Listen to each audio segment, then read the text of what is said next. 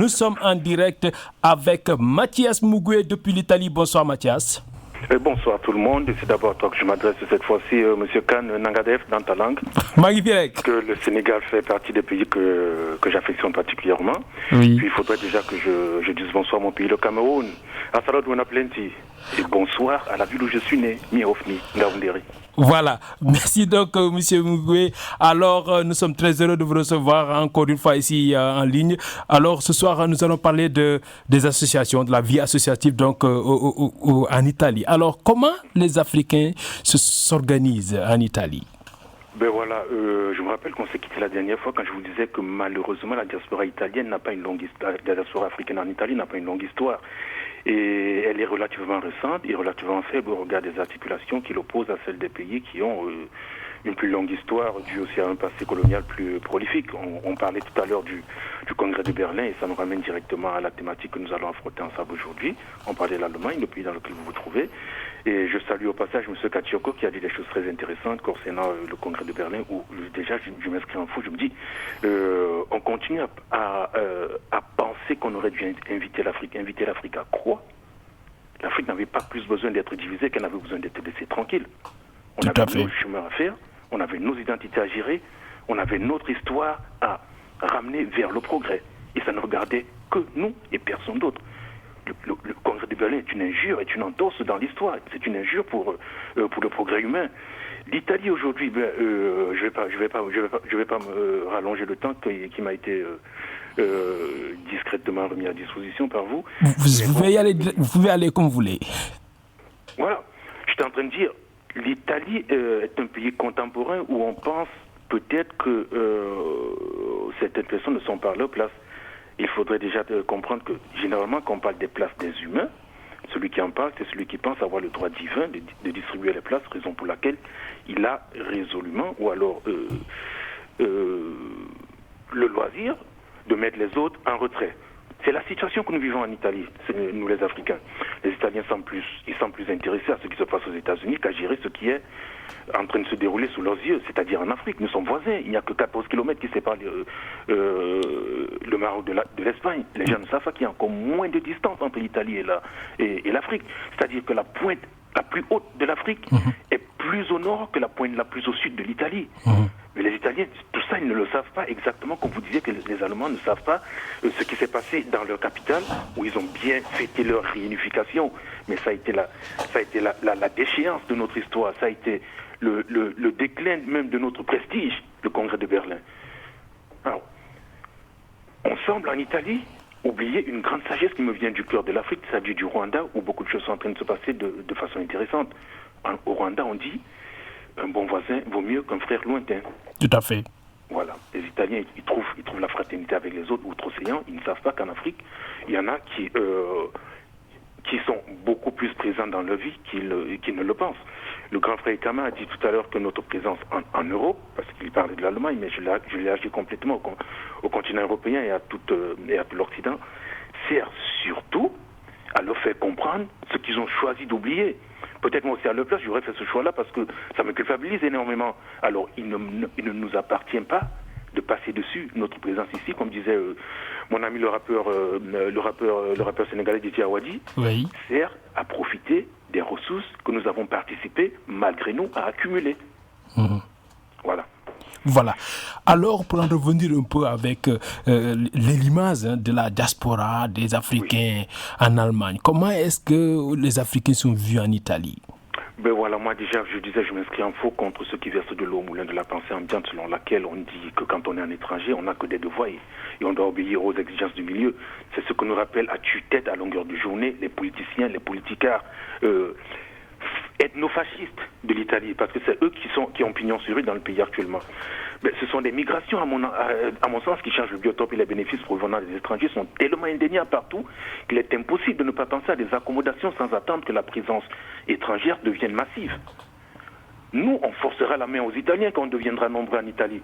Mais c'est pas ce qu'une politique bien orientée devrait s'attendre à subir. Elle devrait gérer les flux des arrivées au fur et à mesure que la présence étrangère se fait signifiante. Donc cette présence après, quand elle acquérera automatiquement de l'autorité, qui requiera qu'on négocie. Ceci arrive souvent trop tard parce que la politique n'a pas lu les cahiers des mouvements pendant qu'ils étaient en train de s'effectuer. Donc il appartient, moi je reviens sur les Africains, à chaque groupe, pendant qu'il est en train de se constituer en communauté en terre d'accueil, de s'organiser et définir les lignes de son apport en accord au devoir qu'on n'attendra pas qu'il se donne dans sa géographie de départ, car il en sera ainsi. La diaspora africaine est trop souvent, c'est le cas de l'Italie, coupable de tomber dans le piège de l'intégration. Comment? Moi, personnellement, vous savez, la dernière fois je vous le disais, je l'assume, mais je le ressouligne. Oui. La langue de bois, ça ne fait pas partie de mon vocabulaire, c'est pas dans mon registre. Oui, voilà. Les identités, on l'a vu tout au long de l'histoire, ne fusionnent pas. Elles dialoguaient déjà, elles se servent des exigences de la coopération. Donc on comprend tout de suite que pour moi, si je peux parler à titre personnel, j'aime beaucoup plus l'Ubuntu à l'africaine que la politique politicienne universaliste qui semble se divertir à trouver refuge dans la sublimation de l'intégration. C'est un mot qui peut dire tout et rien en même temps. Mon intervention au sujet de l'Italie pourrait parcourir les sous-titres qui sont les suivants: intégrer les populations africaines en Italie ou en Europe, puisque l'Italie en réalité, je le disais aujourd'hui à des frères congolais qui le reconnaissaient, ce n'est même pas la terre de destination de beaucoup d'Africains. Là déjà c'est en raison des antécédents coloniaux, et c'est aussi dû à l'hostilité de celle qu'on voudrait appeler la terre d'accueil, mais qui n'en est pas une. Donc les populations qui viennent vers l'Italie songent plus dans un futur qu'ils espèrent pas très lointain à une intégration en Europe plutôt que sur place en Italie, parce qu'ils ne comptent pas y rester. Néanmoins, pour ceux qui y sont et pour ceux qui voudront y être, pour ceux qui devront y être, il faudrait aussi qu'on lutte contre l'image négative qui est imputée aux populations étrangères en général et celle africaine en particulier. Mais pourquoi il y a cette image négative, Pourquoi il y a cette image négative des Africains, par exemple? Ben écoutez, vous savez, l'Italie est restée très longtemps recroquevillée sur elle-même. On a devant nous un pays qui a peuplé les quatre coins du monde. L'Italie a 56 millions d'habitants, mais ils sont 60 millions dans le monde. Et ils n'ont pas pris la peine d'éduquer leur pays à l'ouverture au monde. Pour eux, c'était beaucoup plus intéressant d'aller se servir des bénéfices que pouvaient apporter les migrations plutôt que de prévoir qu'une certaine immigration pouvait changer le paysage de leur pays, et ceci en bien. Je suis en train de dire très clairement que la culture italienne est une culture qui est restée assez fermée, et c'est dommage pour les temps que nous vivons, parce que nous ne sommes plus en train de négocier l'acceptation. Nous sommes dans un monde qui est le nôtre, nous sommes dans un monde où certains nous sont tombés sur la tête, nous sommes dans un monde où aujourd'hui on est obligé aussi, du fait de leur mainmise sur nos économies, de nous bouger, nous, pour leur rentrer dans le ventre. C'est ce qui est en train de se passer, qu'ils le veuillent ou pas. Ils devront s'en rendre compte, et alors s'ils le veulent vraiment, on doit gérer ça ensemble. Oui. Alors, allez, juste une question. Comment les Africains s'organisent pour pouvoir donc changer tout cela? Est-ce qu'ils sont assez bien organisés pour pouvoir donc... Pas tellement déjà du fait du nombre. Et moi, je regrettais, la dernière fois où on s'est entretenu, que les choses sont en train d'évoluer en rang dispersé. Il y a des communautés qui se distinguent, notamment la communauté sénégalaise. Mais ce qui est singulier en Italie, c'est que rien ne se fait ou rien ne semble pouvoir se faire sans le contrôle des locaux. C'est intéressant parce que, en même temps, l'Italie semble ne pas vouloir reconnaître le positif que peuvent apporter les étrangers, mais d'autre part, elle s'insère et veut même faire la part belle dans la gestion des communautés étrangères, un peu comme dire, si vous êtes là, c'est surtout grâce à nous, et si vous allez évoluer là, ce sera parce que nous aurons décidé. Ce n'est pas très démocratique tout ça. Et c'est pas un tort. Comprenons-nous bien que moi je fais à ce point-là à l'Italie, parce que moi je disais sur les réseaux sociaux il y a quelque temps, j'y suis très actif. l'Africain n'a pas plus intérêt à s'entêter à s'insérer en Occident, une région déjà construite, et où son apport au progrès ne sera jamais estimé à sa juste valeur, qu'il n'a besoin de se consolider chez lui en Afrique, où il aura au moins le privilège de n'être pas étranger, de n'être pas cet étranger-là, ceux qui ont jeté les soupçons du bouc émissaire.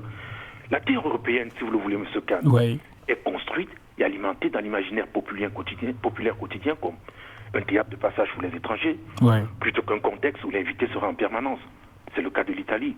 L'Italie est un laboratoire excellent pour cette façon de gérer les choses, pour cette façon de penser. Donc, de ce fait, il m'est difficile de penser qu'on arrivera un jour à se spolier de l'image négative qu'on nous a collée, puisque celle-ci est renforcée tous les jours.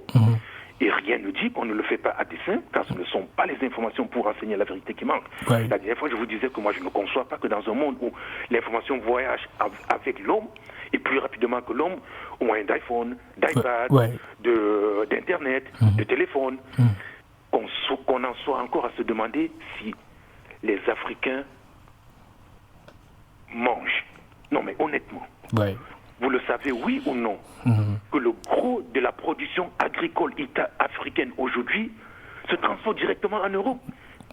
Ça, c'est vrai. On dit que l'être humain n'a pas faim. Tout à fait. Voilà. Alors, est-ce que les Africains sont représentés dans les sphères de l'administration, dans les sphères publiques, ou dans le milieu artistique, ou par exemple dans les médias tout court? Est-ce que les Africains sont représentés? Dans les médias tout court, moi j'ai une petite expérience. L'insertion des Africains est très timide. Beaucoup de raisons y sont liées. On va même trouver des justifications. Ils n'ont pas de confidence avec l'italien, ce qui est très faux, parce que c'est assez rare. Je parle du cas de la communauté camerounaise, de voir un Camerounais en Italie qui n'a qu'un seul diplôme. On en a généralement deux au plus bas mot. Alors c'est une volonté politique d'exclure, ou alors c'est une non-volonté d'intégrer. Prenez ça comme vous voulez, les Africains, ils sont marginalisés et ils sont paupérisés, très souvent obligés de rentrer dans ce qu'on est en train de construire petit à petit et qui fait des malheurs dans les périphéries des grandes villes, des ghettos. Mais on a quand même noté il y a quelques années, ou l'année dernière, la nomination de ministre d'origine africaine, par exemple. Voilà. C'était du folklore. Parce que la sœur Kieng, que je salue au passage, elle a eu maille à pâtir avec ses collègues. Vous concevez-vous peut-être que le président du Sénat, c'est-à-dire un des garants du gouvernement dans lequel vous opérez et que vous représentez, s'amuse à dire devant les télévisions que quand je suis arrivé devant ma collègue ministre, je croyais être devant un orang-outan. C'est grave. Voilà, c'est très grave. Voilà. Ça ne fait pas penser qu'on l'a fait parce qu'on veut afficher le visage d'un pays qui intègre. Alors, où tu es Balotelli, déjà n'est pas son nom, c'est autre chose que je voudrais discuter avec vous un jour. Et tu joues pour 4 personnes, tu ramasses des insultes de toute une république, et tu évolues ta tête basse, tu l'acceptes, ou alors tu te calmes, tu es ce gros diplômé-là qui va se contenter de sa place, comme on dit, laver les plats dans un restaurant où la plupart des clients n'ont même pas la moitié de ton niveau. Alors on comprend quand même, monsieur, je ne sais pas, je suis en compagnie de monsieur Gachoko qui est en train de vous suivre très religieusement, ça je dois vous le dire. Je vois qu'il apprécie quand même votre contribution qui est quand même très pertinente, il faut le dire. Alors, monsieur Gachoko, vous avez une question?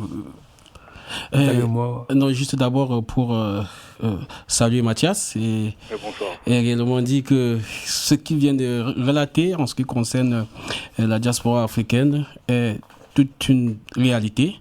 Rien n'a changé. Je ne pense pas que le cas de l'Italie est différent de ce que nous vivons ici. Et j'aimerais tout simplement ajouter quelque chose à ce qu'il a dit, que l'Italie n'a pas encore compris que la diaspora et cette manne d'étrangers peut réellement intégrer le système pour faire booster le pays, comme le Canada l'a compris, parce que lorsqu'on voit l'immigration qui se passe au Canada aujourd'hui, c'est un vrai succès. Et j'aimerais un peu redire qu'il est temps de reconnaître l'homme, d'oublier sa peau, d'oublier sa provenance et se fier vraiment à sa qualité. Je pense que le monde, si nous sommes vraiment dans la globalisation, ce n'est que comme ça que nous allons évoluer. Réaction? Ben voilà, ça complète ce que j'étais en train de dire. Voilà. Et malheureusement en Italie, ils n'ont pas compris que exactement comme ils sont arrivés chez nous. Nous sommes en train d'arriver chez eux, non pas pour régner comme ils l'ont fait. Nous sommes en train d'arriver chez eux pour contribuer plutôt. Mais quelque part, je ne vais pas dire que je m'en réjouis. Je pense que cette ouverture qu'on continue à attendre de la part de ceux qui ne nous ont pas toujours aimés et qui n'arrivent pas, donne d'autres leçons aux Africains. Celle de compter d'abord sur eux-mêmes, pour eux-mêmes et par eux-mêmes. Voilà, très bien, très bonne conclusion. Alors, juste une question aussi avant de passer à une autre chose. Est-ce qu'il est juste, vous pensez qu'il est juste d'accuser les étrangers, par exemple, dans certains pays, à chaque fois qu'il y a la crise? Oui, bon, c'est un cache-sexe que les politiciens utilisent très bien, accuser les étrangers pendant qu'il y a la crise. Écoutez, moi je vais vous dire, c'est-à-dire, vous avez lu dans ma pensée, vous avez compris ce à quoi je voulais en venir. Ouais. Voilà, je me trouve à Rome. Donc on pense tout de suite à la capitale du monde catholique, la capitale de l'Italie, très bien, c'est le pays qui a donné 70% du patrimoine culturel à ce qu'on appelle aujourd'hui patrimoine de l'UNESCO. Les étrangers, venons-en. Alors, vous vous rendez compte que le conseil municipal de Rome est au centre d'un scandale qui n'a pas de précédent dans l'histoire italienne ces jours-ci. Un scandale qui l'inculpe d'une connivence prouvée avec la mafia. C'est grave. Oui, voilà. À l'heure où une crise économique plie l'Occident, on se rend compte que l'évasion fiscale et le blanchiment d'argent du crime étaient le sport quotidien des politiciens de la capitale de quelques mouvements ou quelques tendances qu'ils aient été. Alors, si la capitale est corrompue, c'est le pays qui est infecté. Ah, c'est sûr. Exactement. Voilà. L'une des mâles dont un seul nourrissait grassement, c'est l'exploitation illicite de l'immigration. On a beau tirer sur les étrangers, on a beau les accuser de tous les maux, ils sont une manne pour les politiciens et ils sont une source de revenus pour ceux qui travaillent au noir, pour les opérateurs économiques qui seront pourtant les premiers à aller dire l'Italie va mal parce que les étrangers prennent les boulots aux Italiens. Ce n'est pas vrai. Aucun étranger ne se lève du Cameroun, alors il va dans un pays où il ne connaît personne, dont il ne parle pas la langue, où il n'a pas de famille, sans argent dans sa poche, sans savoir nager parce que parfois il traverse l'eau, pour y arriver et régner. Alors moi je dis, si je viens chez quelqu'un, je n'ai pas de contact, je n'ai pas sa langue, je n'ai pas de santé parce qu'ils descendent très souvent des chaloupes, mal en point. Je n'ai pas de maison, je n'ai pas d'argent. Et quelques années plus tard, c'est moi qu'on accuse d'avoir occupé tous les secteurs. Il y a problème, ça veut dire, et je vais le dire dans des mots qui me sont propres. Ça veut dire que c'est toi qui es le taré. Voilà.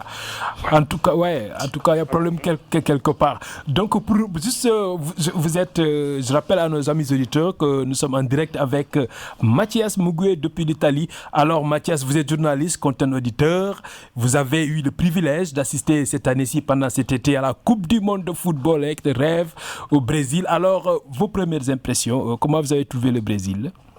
Ben, vous savez comment j'ai trouvé le Brésil, mais je partirai d'abord de ce que j'allais chercher au Brésil. Vous savez, chaque fan a vécu son mondial, chaque visiteur son Brésil, et chaque Brésil a raconté ses vérités. Moi, je me suis donné un programme qui passe par le truchement du football pour voyager de temps en temps avec mes moyens propres, et je le fais juste pour la passion de rendre compte à ceux qui me suivent, ça et là, de ce que je vois dans le monde. Et mon programme personnel, c'est la recherche des Afriques qui ont pris résidence ailleurs que sur le continent noir. Tout à fait. Voilà. Donc c'est à Bahia que j'ai déposé mes valises, et précisément à Salvador, la capitale de cet État-là. On dit que Bahia, on dit que Salvador, c'est l'Afrique au Brésil. Vous l'avez constaté? Voilà. Je l'ai constaté, mais ils avaient chaque fois le désir de me le rappeler. Sachez que les Brésiliens, pendant le mondial, ils étaient bien entendus pour leur pays, mais ce n'était pas rare, je dirais même 2 Brésiliens sur 4 après son pays, avec une attention romantique pour les équipes africaines. Et on tenait à me rassurer à chaque fois que je passais de ce point de vue-là. Il y en avait même qui se disaient, bon voilà, j'ai pas confiance à l'équipe brésilienne, autant passer tout de suite aux équipes qui me donnent encore des sensations fortes, c'est les équipes africaines. Ah, c'est sûr. ce n'était sûrement pas la majorité. Mais bon, il y en avait qui disaient, nous avons déjà eu notre gloire passée, c'est le temps de nous enthousiasmer pour les autres. Et là encore, c'est les équipes africaines qui arrivaient en tête. Je peux pas vous cacher que pendant les matchs qui opposaient les nations européennes aux nations africaines, même les journalistes se joignaient aux faveurs de l'Afrique. Tout à fait, ça c'est vrai. Alors, est-ce que vous avez quand même senti une certaine discrimination? Parce que aussi le Brésil, même s'il y a beaucoup de Noirs, d'ailleurs, c'est le pays qui a le plus de Noirs dans le monde, à part l'Afrique. Alors, est-ce que vous avez senti cette discrimination? Écoutez, Bahia conserve son originalité, c'est l'Afrique au Brésil, et nous savons pourquoi, nous l'avons dit. La présentation du mondial disait tout le temps « Corazon de Africa et nada do Brasil », c'est-à-dire le cœur de l'Afrique dans l'âme du Brésil. Donc, tout ceci nous fait nous rendre compte que la multiculturalité est un fait au Brésil. Mais cependant, m'étant lié d'amitié avec certains intellectuels de la place qui m'attendaient, il y en avait d'autres qui ne m'attendaient pas, j'ai découvert le côté négatif du Brésil qui est le racisme institutionnel. Malheureusement. Voilà, le racisme institutionnel. Qui n'est pas aussi très connu à travers le monde, hein? Ouais, qui n'est pas très connu à travers le monde. C'est-à-dire, on préfère maintenir les Noirs dans le folklore de la danse. C'est sûr. Pour tout le monde, c'est le grand carnaval. Le Brésil, c'est la grande fête. Ouais. Et c'est les Noirs qui sont mis devant. Mais la gestion des choses de l'État est encore assez eurocentrée. Absolument. Voilà. Ils m'ont fait remarquer. Moi, je regrette que mes yeux aient lu une phrase avec laquelle ils n'avaient pas rendez-vous devant le mur de la résidence du gouverneur du Portugal à l'époque où il visitait fréquemment Salvador de Bahia. Alors, plutôt mourir que d'être gouverné par des Noirs. Malheureusement. Mais c'est ça, Mathias, je ne vais pas vous couper, tout simplement pour amener cela à l'Afrique du Sud, pour dire que malgré tout ce qui s'est passé, malgré l'époque de Nelson Mandela, aujourd'hui, plus de 70%, n'est-ce pas, de la richesse sud-africaine reste encore dans la main de la population blanche. Ça, c'est vraiment ce qui fait mal. Donc il faut qu'on se rende tous compte de ça et puis qu'on revienne à ce qui est essentiel pour nous. Moi, je tiens à le dire. Je vais pas me le cacher, j'ai fait un choix afrocentrique très clair. Alors les autres peuvent se permettre de diriger le monde de façon eurocentrique. Pourquoi nous, on ne penserait pas à notre façon, d'abord à nous? Ce qui est en train de se passer aux États-Unis nous interpelle tous. Oui. Ils ont un président noir. Exactement. Ils n'ont pas un président afro-américain dans le sens stricto sensu, comme on dit. Ils ont un président de père directement africain. Pourtant, ce qui est en train de se passer est en train de se passer. Oui. Voilà. Quelle lecture faites-vous, par exemple, de ce qui est en train de se passer, qui est une affaire scandaleuse? On tue des Noirs comme ça, sans pour autant, par exemple, même emprisonner ceux qui sont coupables. Écoutez, moi, c'est un de mes pays, c'est un des pays où j'ai été étudiant, un pays que je connais assez bien. Malheureusement, moi je dis, les individus peuvent s'associer, les individus peuvent s'aimer, c'est ce que je vois en Italie, peuvent ouvrir des zones de détente pour leur rapport quotidien, mais la communauté reste énormément séparée. Ouais. Moi, la lecture que je fais, c'est que je rejoins en ceci un constat qu'avait déjà fait Richard Wright en 1947. Il n'y a pas d'Afro-Américain. C'est un citoyen à plein titre, mais c'est un citoyen de seconde zone. Ouais. C'est-à-dire, l'Amérique, je peux vous poser une question, je peux m'exercer dans un jeu avec vous. Oui. Nous tous, nous avons éduqué à penser à un Européen quand on dit l'Américain. Mais dès qu'il s'agit d'un Noir, on dit l'Afro-Américain. Oui. C'est-à-dire, il est américain, je regrette de le dire, mais noir. Ouais. Malheureusement, ça renvoie à chaque fois à ces couleurs de peau. C'est comme si on trouvait quelque chose de gênant au fait que nous soyons noirs. Et sur le terrain, ça s'interprète encore comme si la peau était une arme que nous portons en permanence avec nous. Raison pour laquelle on tire sur un homme désarmé impunément. Parce que dans la façon avec laquelle l'Américain moyen grandit, inconsciemment ou pas, si on a tiré sur un noir, on a tiré sur un homme armé. Sa peau est une arme. Voilà, c'est de cette façon-là que, du point de vue sociologique, moi, j'interprète la chose. Tout à fait. Raison pour laquelle il ne faut pas qu'on se supprime, qu'il n'y ait pas de sanction. Voilà. La loi est très claire. Un homme armé qui menace un policier mérite qu'on lui tire dessus. Et, visiblement, être noir, c'est être déjà armé. Malheureusement. Voilà. Allez, Richard. C'est juste cette analyse vraiment qui est très claire et qui fait pleurer de rire, je pourrais le dire, parce que si déjà la peau noire en elle-même est déjà un danger, n'est-ce pas, pour d'autres populations, pour ceux-là qui ont une autre couleur de peau, ça veut dire que le noir ne mérite pas, n'est-ce pas, de vivre sur la terre, de vivre pas, n'est-ce pas, dans ces pays-là, les États-Unis. Le noir ne mérite pas de vivre parmi les Occidentaux. Voilà. En tout cas, donc, comme pour rappeler, donc, nous sommes en direct avec vous, Mathias. On ne va pas donc vous retenir. Et voilà, c'est juste une dernière question. La CAN s'approche. Quels sont vos pronostics? Mes pronostics. Pas pour le Cameroun. Je vais peut-être gêner les Camerounais. Que le pays organisateur gagne cette affaire-là. Voilà. Voilà. Que le pays organisateur gagne cette affaire. Que le meilleur gagne. Hein? Oui, ils méritent parce qu'ils ont montré à l'Afrique que quand on veut, on peut. On peut. En 2 mois, ils ont rappelé tous les Africains au rendez-vous qui leur est très cher. Absolument. Alors, le mérite leur revient même de remporter la finale. Absolument. Ça, c'est tout à fait vrai. Je dois avouer quand même que je n'avais pas pensé ainsi, hein, mais je suis convaincu. Voilà. Convaincu. En tout cas, merci. En tout cas, c'était quand même très heureux de vous avoir ici, en direct avec nous, Mathias. C'est toujours un plaisir, mon frère. À chaque fois que vous voulez, vous m'appelez. Moi, ma porte est ouverte pour mes frères qui m'écoutent depuis le Cameroun, depuis l'Afrique, depuis toutes les diasporas, parce qu'on m'a signalé tout à l'heure qu'il y en a qui sont scotchés à votre radio depuis le Canada. Voilà. Moi, j'aurai toujours du temps. Voilà, tout à fait. En tout cas, les portes vous sont grandement ouvertes. Vous venez quand vous voudrez. Merci. Merci. En tout cas, merci et au revoir. Ok, au revoir, bonsoir tout le monde et bonne fête. Hein. Allez, au revoir, bonne fête à vous, merci. Nous sommes en direct avec Mathias Mugwe depuis l'Italie. Bonsoir Mathias. Bonsoir.